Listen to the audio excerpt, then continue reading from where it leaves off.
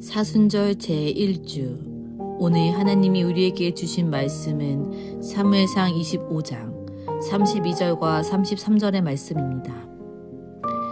다윗이 아비가일에게 이르되 오늘 너를 보내어 나를 영접하게 하신 이스라엘의 하나님 여호와를 찬송할지로다.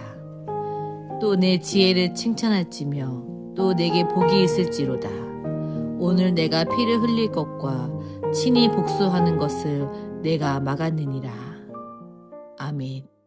사무엘상 25장에서는 가장 먼저 사무엘의 죽음을 알리고 있습니다. 그리고 이어지는 말씀으로 아비가일이 등장합니다. 사무엘의 죽음 이후에 새로운 인물인 아비가일의 등장은 어떤 의미를 우리에게 가져다 주는가?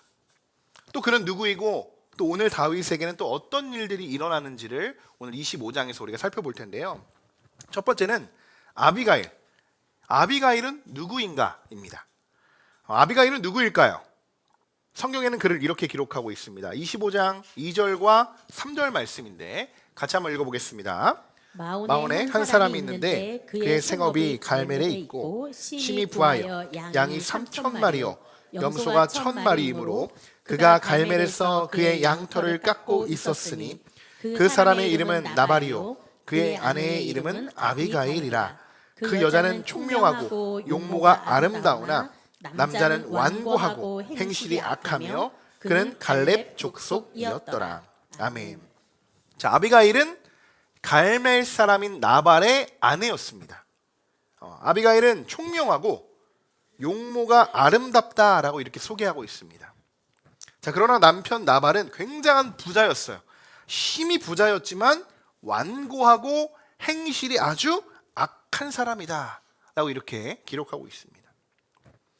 자, 그러면 아비가일이 왜 지금 이 사무엘상에 우리가 쭉 살펴보고 있는 이 시기에 왜 이 시기에 아비가일이 등장을 하고 있는가, 이 부분을 우리가 좀 살펴봐야 돼요. 자, 지금까지 사무엘상 말씀, 여러분 지금 우리가 강해를 쭉 이어오고 있죠. 어떤 말씀이었습니까? 사울이 왕이 되고 그리고 다윗이 등장한 뒤로부터 계속 사울이 다윗을 죽이려고 뒤쫓고 있는 그런 이야기들을 우리가 살펴보고 있어요. 그런데 25장에서는 그런 이야기들이 잠시 멈춰지고 조금 다른 분위기로 지금 바뀌고 있다는 거예요. 가장 먼저 1절에서 지난 시간의 말씀이었죠. 사무엘의 죽음을 먼저 알리고 있고요. 그리고 동시에 아비가일의 등장을 지금 시기를 기록하고 있어요. 이것이 단순한 어느 정도의 사건의 배열이 아니라 저자의 의도가 여기에 분명히 숨겨져 있는 겁니다. 앞서 2절과 3절의 말씀을 읽어봤듯이 사무엘이 이제 죽어요. 영적 지도자인, 이스라엘의 영적 지도자인 이제 그 사무엘의 완전히 사라진 시대에 앞으로 그들에게 다가올 새로운 현실이 어떤 모습을 보여줄지, 사무엘의 죽음을 기점으로 이전과 이후에 너희들이 맞이해야 할 그 현실이 어떤 현실인지를 미리 보여주고 있는 말씀이라는 거예요. 다시 말해서 이제 영적인 울타리가 완전히 무너진 시대입니다. 완전히. 그러니까 하나님을 경외하는 기준이 약해진 시대가 도래했는데 그 현실 속에서 그러면 너희들이 앞으로 무엇의 기준에 의해 기준을 삼아 너희들이 현실 속에서 살아갈 것인가? 그것을 오늘 가장 먼저 사무엘은 무엇이라고 이야기하냐? 신앙이 아니라, 신앙의 울타리가 무너졌으니까 신앙이 아니라 부가 기준이 되는 세상이 될 것이다라는 것을 암시해주고 있습니다. 그래서 25장에 등장하는 나발은요, 어떤 사람이라고? 심히 부자다. 심히 부자라는 것을 강조하고 있어요. 그러나 동시에 아주 완고하고 완악하고 아주 악한 자, 그것을 지금 밝히고 있는 거예요. 이것이 뭐냐? 사무엘 이후의 시대상을 보여주고 있는 겁니다. 돈은 많지만 신앙과 인격이 완전히 무너진 사람들. 여러분, 예수님께서 부자 청년에게 하신 말씀이 있어요. 다 기억하실 겁니다. 마태복음 19장 24절의 말씀인데 같이 한번 읽어보겠습니다. 다시 너희에게 말하노니 낙타가 바늘기로 들어가는 것이 부자가 하나님 나라에 들어가는 것보다 쉬우니라 하시니. 아멘. 자, 이 말씀은 부자는 절대로 천국에 들어가지 못한다라는 선언이 아닙니다. 들어갈 수 있어요. 들어갈 수 있다는 거예요. 그러나 예수님이 강조하신 것은 뭐예요? 어렵다는 거예요. 그만큼 어렵다는 거예요. 왜 어려울까요? 부 자체로만은 사실 아무런 문제가 없습니다. 부 자체로만은. 근데 부 자체가 문제가 아니라 부가 나의 마음의 기준이 되어버릴 때 그때가 문제라는 거예요. 그때가 문제라는 거. 그러니까 신앙생활을 하면서 영적 울타리가 무너질 때가 있습니다. 이것이 특별히 신앙이 약한 성도들, 믿음이 없는 성도들에 가면 일어나는 것이 아니라 우리들도 살아가면서 영적 울타리가 무너질 때가 있어요. 계속 보수하면서 우리가 살아가는 거잖아요. 그때 우리가 다시 하나님을 붙잡아야 하는데도 불구하고 때로는 세상의 가치들을 우리가 붙잡을 때가 있어요. 그것이 돈이고 성공이고 소유며 나의 체면이 내 삶의 중심이 되기 시작한답니다. 신앙이 없으면, 그 울타리가 없으면 이것도 외에도 너무 많은 것들을 우리가 붙잡고 살아갈 때가 있어요. 결국 문제는 이 물질에 대한 소유, 많고 적음에 대한 문제가 아니라는 거예요. 그것이 문제가 아니라 누가 내 삶의 주인이냐라는 것을 묻고 있는 거라는 겁니다. 영적 울타리가 무너질 때 하나님이 아니라 세상의 그 어떠한 가치가 그 자리를 대신하기 때문에 내 안에 예수님이 계시지 않고 그것에 대한 위험을 경고하고 계시는 거예요. 계속적으로. 오늘도 말씀을 들으시면서 여러분들의 마음을, 우리의 마음들을 한번 쫙 점검해 봤으면 좋겠습니다. 여러분들의 영적 울타리, 신앙의 울타리는 잘 세워져 있는가? 세상에 무엇이 우리를 공격하고 에워쌀지라도 내가 주님 안에서 내가 지키려고 하는 이 신앙의 울타리를 내가 견고하게 잘 세워가고 있는가? 이것을 먼저 한번 여러분 점검해 보시고, 세상의 공격들로 인해 때로는 무너지고 파괴된 부분들은 없는가? 무너지고 갈라진 부분은 없는가? 그리고 더 위험한 것은요, 이미 영적인 울타리가 신앙에 완전히 무너져 내렸음에도 불구하고 전혀 심각성을 느끼지 못하는 것은, 무감각해져 있는 것은 아닌가? 우리가 오늘 꼭 생각해보고 넘어가야 하는 그러한 대목이라는 것입니다. 여러분 잘 생각해 보시오. 사무엘의 죽음을 알리고 있죠. 사무엘이 없다고 이스라엘의 신앙이 무너지는 것일까요? 그렇지 않죠. 사무엘이 있든 없든 그들이 지키는 신앙은 무너지면 안 되는 거예요. 하나님과 그들의 관계에서 신앙이 무너지고 세워지는 것이고, 근데 사무엘이 있다고 사무엘을 바라보면서 신앙생활하는 것입니까? 여러분 다 저 바라보면서 신앙생활하고 계십니까? 그러시는 분들은 다른 교회 가셔야 되는 거예요. 우리 교회에 그런 분들이 있으시면 안 됩니다. 우리는 누군가의 목회자를 바라보면서, 전도사님을 바라보면서, 아주 훌륭한 성도를 바라보면서 그들의 모습을 따라가고 그들에게 본이 되고자 우리가 신앙생활하는 것이 아니라 하나님께만 우리가 신앙생활하는 거예요. 하나님과의 우리의 관계에서만. 그것만 바로 세워져 있는지 우리가 늘 점검하며 가는 겁니다. 여러분 사무엘이 없다고 이스라엘의 신앙이 무너지는 것이 아니에요. 근데 사무엘이 원하는 것은 무엇일까요? 하나님이 원하시는 것은 무엇일까요? 사무엘이 있든 없든 이스라엘의 공동체 신앙이 더욱 견고해지기를 원하십니다. 누군가에게 기대려고 했던 마음들이 있어요. 사람들에게 의지하려고 했던 순간들이 있어요. 세상의 부와 가치를 붙잡으려고 했던 순간들이 있다면 이 시간 우리가 온전히 하나님과 나의 관계에 있어서 내가 잡고 있는 모든 것들을 다 내려놓고 우리가 다시 한번 신앙의 울타리, 아주 견고한 울타리를 다시 한번 세워나가시기를 주님의 이름으로 간절히 축원합니다. 자, 세 번째는 우리가 다윗의 분노에 대해서 우리가 좀 살펴보려고 합니다. 다윗의 분노. 이제 4절부터 13절까지의 말씀을 제가 간략하게 좀 설명을 드리려고 해요. 오늘 25장의 내용이 좀 꽤 깁니다. 그래서 4절부터 8절까지의 내용은 다윗의 정중한 요청에 대해서 나오는데요. 어떤 내용이냐면 나발이 아주 심히 부자였다고 이야기했죠. 다윗이 이제 나발이 털을 이제 깎는다는 소식을 듣게 됩니다. 이 양털을 깎는 시기라는 것은요, 이스라엘은 목장이죠. 그러니까 한 해 동안 농사의 결실을 아주 잘 맺을 수 있는 그러한 시기라는 거, 어떻게 보면 축제의 시기예요. 우리가 한 해 동안 잘 곡식을 심고 거두는 때가 있지 않습니까? 그와 같은 시기인 거예요. 그런데 그동안 양들을 보호해준 사실들을 다윗이 이야기합니다. 그러니까 이게 왜 그러냐? 엄청난 부자였으니까요. 양들이 관리가 되지도 않았겠죠. 거의 다 나발의 땅이었고 나발의 동물들이었고 나발의 가축들이었을 거예요. 널려 있는 게 관리가 되지 않았던 거예요. 그런데 다윗이 광야 생활을 하다 보니까 나발이 누군지는 알지만 이렇게 양들이 방치가 되고 있는 그런 상황들이에요. 그러니까 다윗과 다윗 사람들이 좀 그 양들을 보살펴줬던 거예요. 보살펴줬던 거. 그런데 잡아먹을 수도 있죠. 쫓기는 상황이니까 아무도 관리해주지 않는 양이니까 잡아먹을 수도 있고 뭐 그들을 자기들이 가져가서 데려가서 키울 수도 있는 그런 상황이지만 오히려 양들을 잘 지켰습니다. 우리가 양털을 오히려 나발 대신 우리가 깎아줬습니다 라는 것들을 이야기해줘요. 그래서 다윗의 10명의 소년들을 뽑아서 나발에게 보냅니다. 그리고 나발에게 평강하소서, 그리고 당신의 집도 평강하시고 내 소유의 모든 것도 평강하길 바랍니다 라는 다윗의 말을 전할 수 있도록 합니다. 이 전하는 의도가 있어요. 이거 뭐냐면 자신들이 이제 다윗과 다윗의 사람들이 베푼 어떻게 보면 선의죠.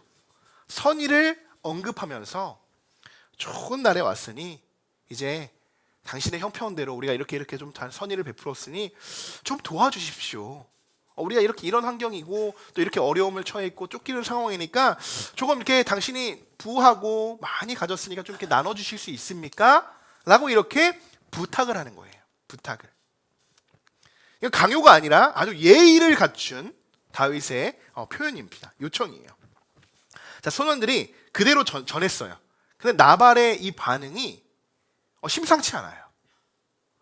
뭔가 우리가 생각할 때 그렇잖아요. 아주 많이 가지고 뭐 이런 것들, 근데 뭐 관리가 되잖아. 우리가 뭔가 돕고 했는데, 그래서 나발은 몰라요.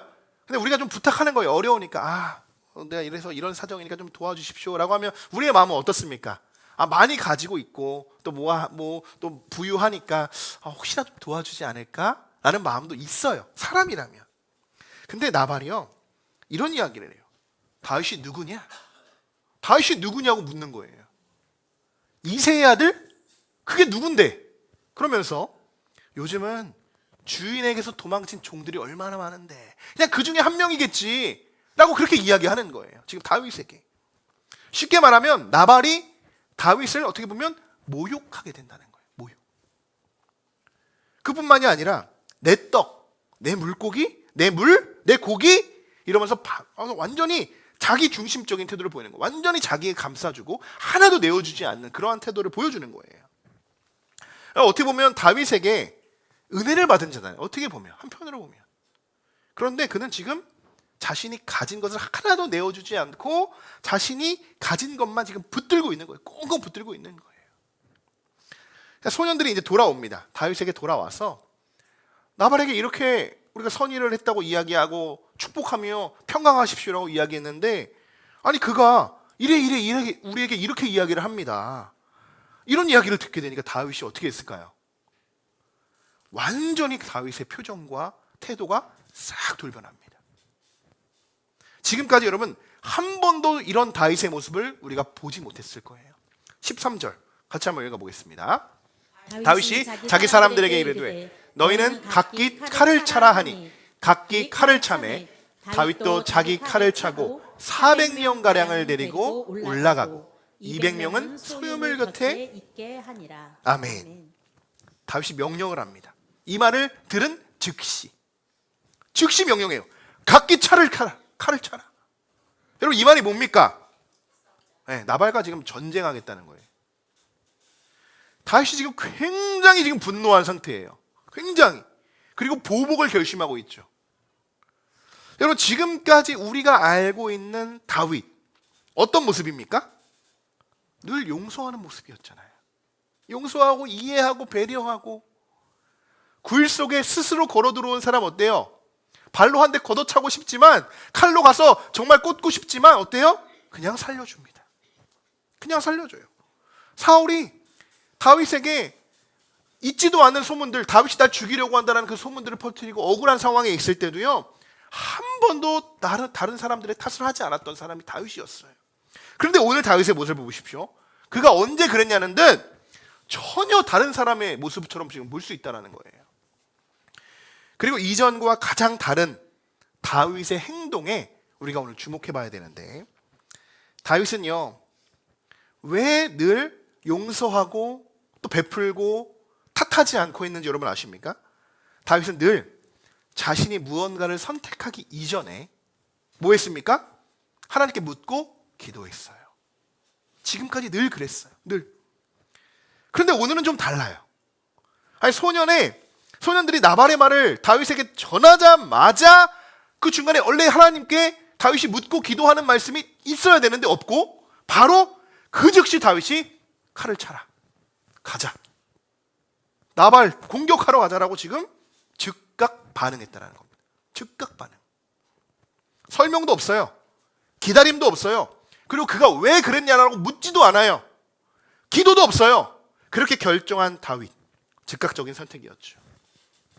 이 대목을 저도 한참 묵상하면서 한 가지 깨달았습니다. 뭐냐? 여기서 가장 다윗이라는 사람의 약점이 뭔지를 제가 발견했어요. 지금까지 다윗의 약점은 사울이 그렇게 공격했지만 그것은 다윗에게 하나도 약점이 되지 않았어요. 그런데 그의 가장 큰 약점 가운데 하나가 뭐냐? 자신을 모욕하는 말이었던 거예요. 자신을. 그는 사울의 창과 칼 앞에서는요, 사실 눈 하나 깜짝하지 않았죠. 골리앗이 앞에 있는데도 눈 하나 깜짝하지 않았어요. 그리고 놀라운 절제. 아니 사울에게 얼마나 공격당하고 나를 쫓았으면 원수 같은 사울을 그냥 내쫓습니까? 그냥 보내줍니까? 절제와 엄청난 인내를 보여줬죠. 말로 자신의 존재를 깎아내리고 자존심을 건드리는 지금 이 상황은요, 어때요? 그의 감정이 쉽게 흔들려 버려요. 이게 다윗의 가장 큰 약점이었던 겁니다. 나발이 다윗이 누구냐? 아니 그래도 다윗은 이제 좀 내가 이 정도 했고 골리앗도 쓰러뜨렸으면 나 알아야 되는 거 아니야? 아니 얘 이새의 아들 이제 좀 알아야 되는 거 아니야? 내가 사울에 피해서 이렇게 도망 다니고 있고 항상 이런 상황에 하나님께 구하고 이제 좀 나 이름도 있는데 아니 나를 몰라? 이렇게 생각할 수 있죠. 이게 왜요? 자신의 자존심을 건드렸다는 거예요. 자신의 자존심을. 다윗이 누구냐, 이새의 아들이 누구냐라고 무시했을 때 그 말은 나발의 단순한 거절이 아니라 그의 정체성과 자존심을 찌르는 공격이었던 거예요. 찌르는 공격. 그 말은, 그 이야기를 들은 다윗은요, 정말 칼의 위협보다 모욕의 말을 더 견디기 어려워했던 그런 다윗의 모습이었다. 여러분, 이런 다윗의 모습이 어떻습니까? 어떻게 보면 그렇잖아요. 참 별거 아닌데, 그냥 지나칠 수 있을 수 있는 이야기인데, 다른 사람에게 또 도움을 요청할 수 있는 일인데, 별일 아닌 듯 생각할 수 있지만 우리도 생각해 보십시오. 실제로 우리들에게 이런 일들이 닥치게 된다고 생각해 보십시오. 우리들에게. 여러분, 우리가 종종 큰 시험을 닥치죠. 어려운 문제를 만나죠. 어려운 난관들을 만나죠. 이럴 때 우리가 무너지기보다요, 생각지도 못한 사람들에게 인해서 작은 모욕, 작은 상처받는 말 한마디로 우리가 더 쉽게 무너질 때가 있습니다. 더. 지금 다윗은 나발의 이 발언 한마디 때문에 그의 자존심, 다윗의 자존심에 스크래치가 난 거예요. 자신을 모욕했다는 이 모욕감에 사로잡혀서 심히 분노한 상태가 된 거예요. 상황적으로만 보면 지금 400명이 칼을 차고 나발을 지금 찾아가게 생긴 그런 상황인데 얼마나 지금 긴박하고 위험한 상황이었겠습니까? 자, 한번 여러분들이 한번 물어볼까요? 여러분, 분노가 죄인가요? 분노가? 주보를 보신 분들은 아실 거예요. 분노 자체가 죄는 아니다라는 거예요. 성경에는 분노 자체를 무조건 죄다라고 말하지 않고요, 에베소서 4장 26절 우리 한번 같이 읽어볼까요? 분을 내어도 죄를 짓지 말며 해가 지도록 분을 품지 말고. 아멘. 네. 분을 내어도 죄를 짓지 말라고 이야기합니다. 분을 내어도. 그리고 다 띄워주셔도 됩니다. 그리고 27절에 뭐라고 이야기하냐? 바로 뒤에 이런 말씀이 있어요. 마귀에게 틈을 주지 말라. 틈을 주지 말라. 여러분, 분노 자연스러운 감정이에요. 분노. 살면서 분노하지 않은 사람 있으십니까? 이거는 진짜 병원 가셔야 되는 거예요. 네. 교회 오는 게 아니라 병원 가죠. 분노는 자연스러운 감정이에요. 분노할 때 화를 내야 돼요, 안 내야 돼요? 화를 다 안 내보셔가지고 지금 화도 낼 때가 있죠. 부부싸움 생각해 보세요. 화 낼 때 있잖아요. 얼마나 많이 화가 납니까? 근데 화 나는데도 그냥 참고 다 누르고 있어요. 모든 걸 누르고 있어요. 그럼 어떻게 돼요? 속병 나요. 속병 나요. 분노할 때 분노의 감정을 드러내는 것 참 건강한 겁니다. 참 건강한 거. 그런데 그 분노가 이 에베소에서 말씀이 뭐냐? 분노가 통제되지 않을 때는 죄다라는 거예요. 분노도 통제할 수 있어야 된다는 거예요. 통제. 그럼 어떻게 통제할 수 있는가? 야고보서 1장 20절에 이런 말씀이 있어요. 사람이 성내는 것이 하나님의 의를 이루지 못함이라. 다윗이 지금 분노하고 있는 이유를 우리가 잘 생각해 보자는 거예요. 다윗의 분노를. 하나님의 의를 이루기 위한 분노입니까? 아니면 자기 자존심을 지키기 위한 모욕감에 생긴 분노입니까? 그죠? 우리가 이 말씀만 봐서 딱 알 수 있어요. 자기 자신을 지키기 위한 분노는요, 아까 말씀에도 나왔듯이 마귀에게 틈을 주는 거예요. 마귀에게 틈을 주는 순간 어때요? 분노가 절제되지 못합니다. 폭발해버리죠. 자, 그렇다면 우리 그리스도인들은 분노할 때 어떻게 우리의 마음들을 다스려야 할까? 대부분의 사람들은 세 가지의 반응을 보여요. 첫 번째는 폭발형입니다. 폭발형. 뭔가 나를 그 마음을 딱 그 마지노선을 딱 건드렸을 때 어때요? 즉각적으로 공격합니다. 분노를 참지 못하고. 두 번째, 억압형이에요. 분노가 와도 속으로 쌓아두는 거예요. 아, 그래, 괜찮아. 결국 이 안에서 터지긴 하죠. 결국엔 쌓아두고 터지면 어때요? 더 큰 폭발형으로 번져납니다. 세 번째는 신앙형.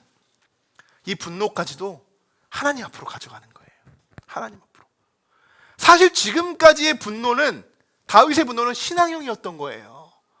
늘 자기가 억울하고 화가 나는 상황 속에서도 하나님 어떻게 해야 됩니까? 이런 상황 속에서 어떻게 우리가 해야 합니까? 내가 어떻게 나가야 합니까? 하나님께 구하며 신앙형으로 그 분노를 풀어나갔지만 결국 자신의 가장 약점인 자신의 자존심을 건드릴 때는 어때요?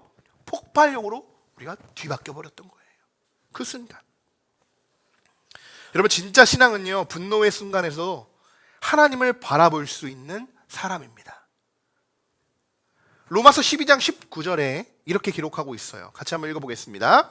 내 사랑하는 자들아, 너희가 친히 원수를 갚지 말고 하나님의 진노하심에 맡기라 기록되었으되 원수 갚는 것이 내게 있으니 내가 갚으리라고 주께서 말씀하시니라. 아멘. 이 말씀 그대로입니다. 말씀 그대로. 내가 무언가를 해결하려고 할 때는요, 점점 일은 더 복잡하게 흘러갑니다. 처음에 해결된 것처럼 보여요. 그런데 해결되지 않고 계속 복잡하게 꼬리에 꼬리를 물고 계속적으로 나아가죠. 그러니까 감정으로 시작한 일들은요, 감정을 시작한 일들은 감정으로 끝나지 않습니다. 또 다른 상처를 낳고, 또 다른 복수를 낳고, 또 다른 분노를 계속 남기며 결국 후회할 수 있도록 그 길을 나가게. 근데 하나님께 맡기면 다르죠. 하나님은 우리의 억울함, 하나님 모르실까요? 다 아십니다. 우리가 슬퍼 울고 있는 거 다 아시죠. 우리의 눈물 외면하는 것 같지만요, 다 우리의 눈물 바라보시고 그게 땅에 떨어지는 것까지 다 지켜보고 계십니다. 진짜 신앙인은 분노하지 않는 사람이 아니에요. 이것을 착각하시면 안 돼요. 진짜 신앙이 있다고 분노하지 않아야 된다는 것이 아니에요. 그것이 분노가 아니라요, 분노의 순간 속에서도 분노할 수 있죠. 그 순간 속에서도 하나님을 바라볼 수 있는 사람이 되어야 된다는 겁니다. 되어야 된다는 거. 칼을 드는 대신 기도하는 사람이 되십시오. 복수하는 대신 하나님께 맡겨드리는 사람이 되십시오.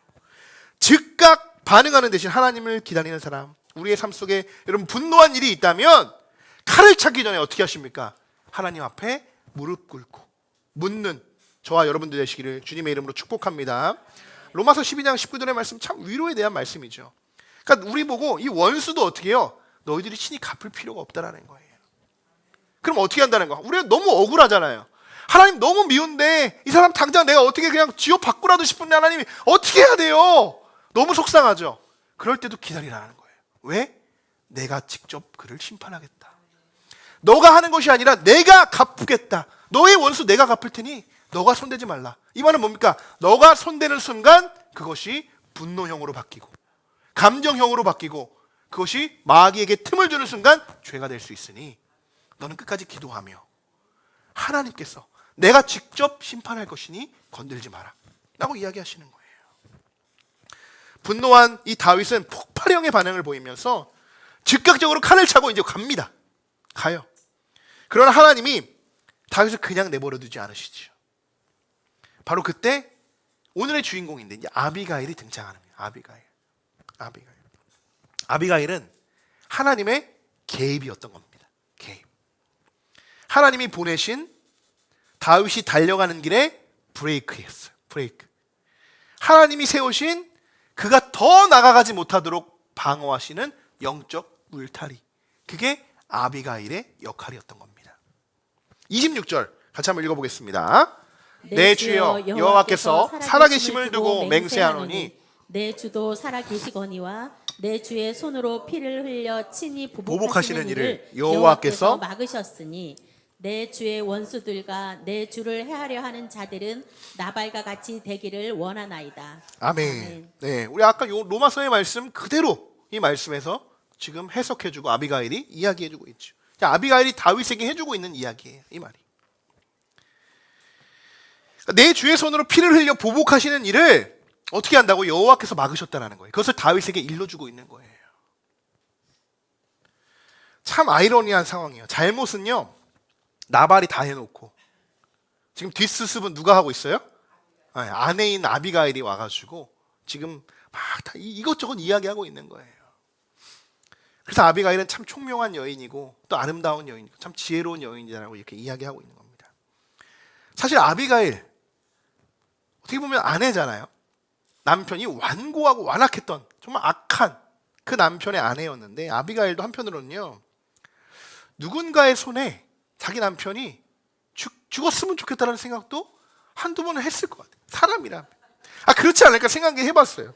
성경에 있는 얘기는 아니에요. 목사님이 그랬으니까 그랬대. 그래, 아비가일이 그랬다라고 하시면 안 돼요. 그냥 우리끼리니까 그랬을 수도 있지 않을까 생각해보자는 거예요. 그러니까 왜냐하면 아내로서 남편의 그런 악한 행동을 옆에서 얼마나 보면서 힘들었을까요? 아비가일은 하나님 지키면서 하나님 말씀대로 살아가려고 남편도 이렇게 신앙도 전도하려고 이렇게 막 애를 쓰는 사람이었을 거예요. 안 봐도. 그런데 이 남편은 정말 말도 안 들어요. 교회 가자고 해도 교회도 안 가고 맨날 화만 내고 자기 하고 싶은 거 다 하고 그런 남편인 거예요. 그러니까 어때요? 남편의 잘못을 인정하고 뭔가 하나님이 직접 심판, 오히려 남편을 심판해 주시기를 아비가일이 바랬을지도 모르겠다. 그런 마음이 있어요. 근데 어때요? 당연히 그렇지 않겠죠. 왜냐? 다윗에게도 하나님이 직접 심판하실 것이고 칼을 대지 않도록 하나님이 막으시는데 아비가일이 어떻게 자기의 사랑하는 남편을 그래도 악하지만 사랑하는 남편을 건드릴 수 있겠습니까? 그런 마음을 품을 수 있었겠습니까? 자, 그리고 38절 우리 같이 한번 읽어볼까요? 한 열흘 후에 여호와께서 나발을 치심에 그가 죽으니라. 아멘. 그렇죠. 하나님께서 오늘 해주신 그 말씀 그대로 어때요? 건드리지 않아도 돼요. 다윗이 나발을 직접 건드리지 않아도 되고요.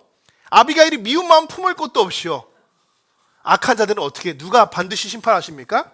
하나님께서.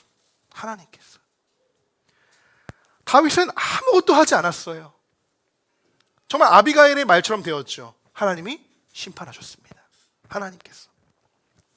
칼을 차고 올라가던 다윗은 아비가일을 통해서 참 큰 것을 배웠죠. 오늘 칼을 거두는 법을 배운 겁니다. 오늘 혹시 여러분도 우리의 삶 속에서 정말 우리의 삶이 하나님이 보내신 아비가일, 이 아비가일이 누구인지를 한번 생각해 보십시오. 또 무엇인지를 한번 생각해 보십시오. 내가 신앙의 울타리를 건너가서 분노가 나서 폭발적인 분노가 나서 그 신앙의 울타리를 우리가 팍 하고 뛰어넘어서 막 달려가서 결심하고 복수하고 보복하려고 하는 나의 마음에 악을 행하려고 하는 그때 나의 말을, 나의 입술을 멈추게 하는 말, 나를 낮추게 해주는 조언들, 내가 듣기는 싫지만 꼭 필요한 충고를 해주는 사람들, 이 모든 것이 여러분 하나님의 은혜일 수 있다는 겁니다. 듣기 싫죠. 듣기 싫어요. 아비가일이 이렇게 이야기했을 때 만약 다윗도 나발과 같은 성경이었다면요, 아니 당신이 뭔데 여기에서 지금 상관하십니까? 나는 저 사람을 너무 마음이 아프니까 난 저 사람을 꼭 죽여야겠습니다 라고 갔으면 그냥 이 상황이 종료됐을 거예요. 그런데 그 아비가일의 말을 듣지도 하기 싫은 말이었죠. 하나님께서 하실 것이니까 그 멈추게 하는 그 말도 다윗이 받아들이는 것도 하나님께서 붙드신 하나님의 은혜예요. 은혜. 여러분, 진짜 강함은요, 진짜 강한 사람들 아시죠? 칼을 휘두르지 않아요. 진짜 이 어깨 형님들도요, 진짜 무서운 형님들은요 시장에 나타나지 않습니다. 건들건들대지 않습니다. 정말 무게감이 있어요. 정말 칼을 거두는 데 있다는 것, 거두는 것이 더 강한 자라는 것. 칼을 들고 내가 죽이겠다, 보복하겠다 결심하고 내 화를 어떻게든 그들에게 보여주려고 하는 것이 강한 것이 아니고요, 그 칼을 뽑을 수 있음에도 그 칼을 거둘 수 있는 것이 진짜 강한 사람이라는 것을 여러분 기억하시기 바랍니다. 이제 오늘 말씀을 마치고자 합니다. 오늘부터 이제 수요일부터 이제 계속 사순절이 이어지고 있습니다. 여러분, 사순절은요, 내가 할 수 있는 것을 내려놓는 절기예요. 왜? 십자가를 바라보고 십자가를 붙들고 가야 되는데요, 내가 할 수 있는 것, 내가 붙들고 가는 것, 내가 다윗처럼 칼을 차고 가려고 하는 것, 내가 하고 싶은 내 억울함을 풀려고 하는 것, 자기 손으로 문제를 해결할 수 있는 것, 그러한 시간들, 그 기간들이 사순절이 아니라 나의 모든 것들을 다 내려놓고 십자가만을 붙들고 가는 그 절기가 사순절입니다. 예수님도 십자가를 피할 수 있으셨으면 기꺼이 피하셨을 거예요. 그러나 어때요? 피할 수 있으셨지만 기꺼이 그분의 뜻을 받아들이고 오히려 우리의 모든 죄를 다 사하시며 십자가에 달려 돌아가셨죠. 그럼 우리도 예수님과 같이 모든 순간 십자가만 붙들고 우리가 피해가야 될 것이 있고 우리가 겪어야 하는 상황이 있어요. 피해야 하는 것, 마귀의 틈, 여러분 이 모든 것들을 피해 가시고 악한 길을 피해 가시고 우리가 부딪혀야 하는 십자가만을 부딪히며 이번 사순절 기간 우리가 예수 그리스도의 십자가를 더 묵상하는 귀한 절기가 되시기를 주님의 이름으로 간절히 축원합니다.